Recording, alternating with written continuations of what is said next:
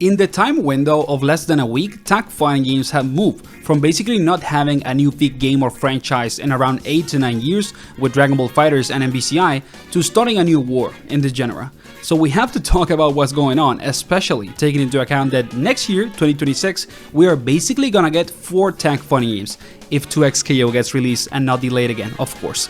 And we have to discuss specifically the impact of Marvel Tōkon, because Marvel is such a big IP that it could basically eat them all. So we're gonna discuss in this video how Marvel Tōkon can basically eclipse all the other tag fighting games next year, and not only that specifically, but what Marvel Tōkon means for another tag fighting games that maybe didn't get a new entry like Dragon Ball FighterZ and Marvel vs. Capcom. So let's get into it. The first point that we need to talk about and discuss is that even though all these 4 games can offer something different and unique to their audience and to fighting game fans, they are probably still going to compete in between each other. And why do I say this?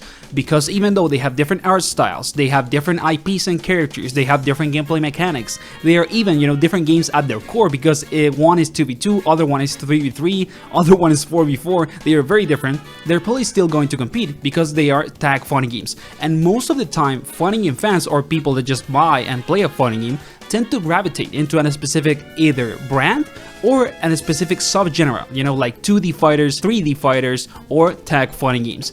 And when you gravitate into a subgenre or a brand, you tend to still, play only that game. And this exact same phenomena is probably going to happen with these games, whether we like it or not. It's the nature of just fighting games competing between each other, and it has been like that since the 90s. The best example is Street Fighter. There's a huge pool of people that only play Street Fighter. They don't play fighting games. They play only Street Fighter, and maybe they watch the other games, but they don't buy them and they don't play them. So that is gonna happen with these games too, and that's why I'm a little worried, because Marvel Tōkon as a project has everything to crush all the other games, day one. You don't even need to play the game, you just need to look at the trailer and basically the behind the scenes, video that they recorded, because the game obviously has an insanely high budget, so it's probably gonna have quality of life features and also single player features that none of the other games are gonna have. Then the game is also probably gonna have a very decent roster in terms of size, bigger than probably all the other tag fighting games that we're talking about, especially 2XKO.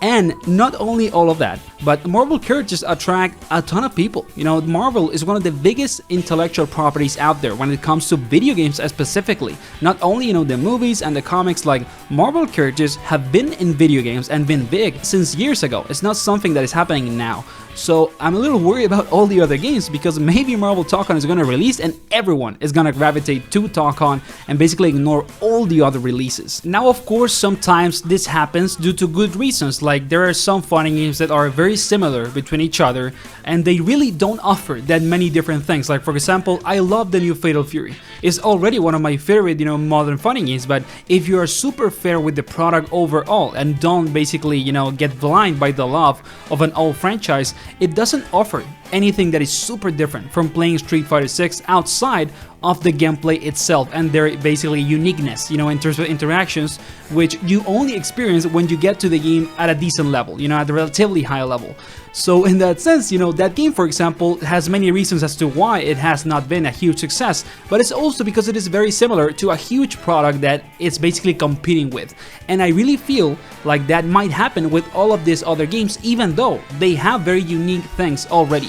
And I want to talk about that uniqueness also. For example, the Hunter x Hunter game, you can argue that it is like a low budget game and all of that, of course, and that is gonna make it, do worse than a game like Marvel Tōkon or 2XKO, but the game offers something that maybe none of the other games are gonna offer, and that is a specific gameplay, because this game is the only one that is probably going to feel like a really, like an MVC, like a Marvel vs. Capcom game. It has that specific vibe to it in terms of gameplay. Is that gonna be enough for the game to compete with Marvel Tōkon? No, but that is probably going to attract a specific audience, a small audience that is going to keep with this game, aside of course of the characters, that is the other unique thing, the IP that is behind this game. I hope that that is enough for this game to do good. I genuinely always want for fighting games to do good because I just want, you know, the genre overall to keep growing. Then you have 2XKO, which also has a ton of things that are unique to it. Like for example, this game is 2v2. All the other games are going to be 3v3 or the 4v4 Marvel, you know, and that is specifically a gameplay uniqueness thing about this game. Also, the characters, you know, it is around the League of Legends universe, and you can argue that this is the biggest IP outside of Marvel in this list, because the League of Legends characters and lore are really big thanks to the game. Also Arcane, you know, Riot is actively trying to expand the media around the universe of their characters. So this is probably, you know, the only IP inside all these games that can technically compete, I would argue, with Marvel, but it doesn't really compete with it at the same level. It's more like it's basically going to attract a huge pool of people that is maybe relatively similar to the pool of people in terms of numbers that are gonna play the Marvel game. You know, it's more something like that. And I really do believe that if 2XKO is executed well, it can do very good, especially since also the other unique thing that it has is that it is free to play. It's the first, you know, big budget free to play fighting game ever aside of KI 2013, if you can put that case. So I really hope that 2XKO also does very well and can compete with Tōkon and have its own audience. So I think that all these games, you also have the Invincible game, but we don't know that much about that game, so I'm not gonna tag a lot about it. But of course it has some uniqueness because it is like more around gore. It's basically like a tag Mortal Kombat, that's how it feels, so that's something unique too. And the Invincible characters, of course. But for example, the Invincible game, even though it has some uniqueness to it, it also has superheroes. So that is already something that you cannot compete with Marvel. You know, the only other superhero IP outside of Marvel that has that level is DC. There's nothing bigger, you know, and nothing at the same scale.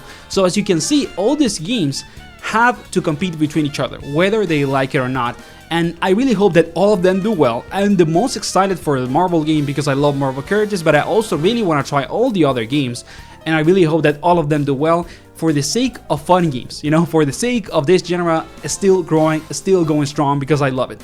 And now let's talk about the other IPs that didn't get a new entry and what Marvel Tōkon and all these other tag fighting games maybe mean for games like Dragon Ball FighterZ or Marvel vs. Capcom and their future. First, of course, we have the case of Dragon Ball FighterZ, and this game, even though it was immensely successful in financial terms, which is the most important term for companies and for ArcSys as a developer, they are still probably not gonna do a sequel for this game because we are gonna get a new tag fighting game from Marvel, so it doesn't make any sense to basically create a sequel for FighterZ and make it compete with their own game. Like, it would be super stupid, to be honest. So maybe FighterZ is gonna have, you know, like a huge hiatus for around like 8 years, because Marvel Tōkon is probably gonna be a really like long-lasting game. It's probably gonna have years and years of DLC and balance changes, you know, and active dev support. So we are probably not going to see a new Dragon Ball FighterZ in at least, I would argue, you know, a little less than a decade, which is both good and bad news. It's good because we get a new Marvel, but it's bad because if you liked FighterZ,